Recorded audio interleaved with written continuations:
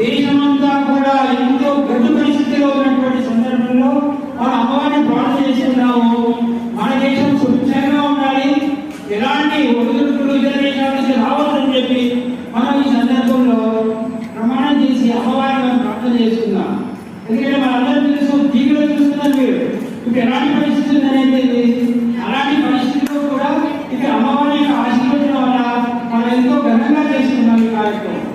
అంటే అమ్మవారి శాంతి కాపురాలు, శాంతి కోరుతుంది. కాబట్టి మన దేశానికి కూడా శాంతి జరగాలి, తర్వాత అహింస అనేది జరగకూడదు, మన దేశంలో అహింస జరగకూడదని చెప్పి మన అమ్మవారు మనకు ఆశీర్వచనం ఇస్తున్నారు. కాబట్టి మనం కూడా అదే విధంగా ఉండి దానికి అమ్మవారి యొక్క మార్గంలో నడుచుకోవాలని నేను మరీ కోరుతున్నాను. అదేవిధంగా ఈ కార్యక్రమంలో 3 రోజులు పాల్గొనే వాళ్ళందరికీ కూడా ఈరోజు చివరిగా ఈ ఊరేగింపు వాస్తవంగా చాలా బలమైనటువంటిది.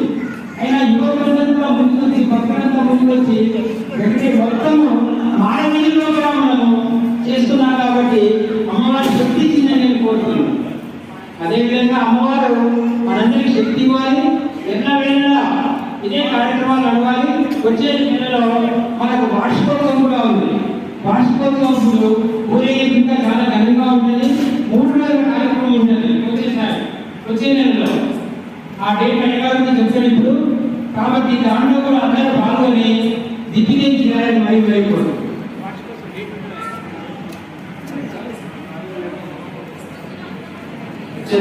అంటే మనకి ప్రతిష్ట అయింది, దేశ శుద్ధ త్రయోదశి నాడు ప్రతిష్ట అయింది. కాబట్టి ఆ త్రయోదశి నాడు మాస్టర్ గారి అంటే ఏకాదశి, ద్వాదశి, త్రయోదశి ఈ 3 రోజుల కార్యక్రమంలో వచ్చే నెలలో జ్యేష్ఠ మాసం ప్రారంభంగానే శుక్రపక్షంలోనే ఏకాదశి, ద్వాదశి, త్రయోదశి 3 రోజులు త్రయాదశి దీక్షలో మరి 3 రోజులు ఆలయంలో వార్షిక కార్యక్రమాలు అత్యంత వైభవంగా నిర్వహించబడుతుంది. ఈ కార్యక్రమం ఈ వార్షికోత్సవాలు 10వ వార్షికోత్సవాలు అంటే దేవాలయానికి 10వ సంవత్సరం. కాబట్టి ఈ 10వ సంవత్సరం అంటే 10 దశమ వార్షికోత్సవాలు అన్నమాట. ఇంకా 2 సంవత్సరాలు పోతే పుష్కరోత్సవాలు 12 సంవత్సరాలు, అది ఇంకా చాలా అత్యంత వైభవంగా నిర్వహించబడుతుంది. కాబట్టి ఈ 10వ వార్షికోత్సవ కార్యక్రమాన్ని మరి అత్యంత వైభవంగా జరగాలని కోరుచు మరి అమ్మవారి మనందరూ కూడా గమనియాలి.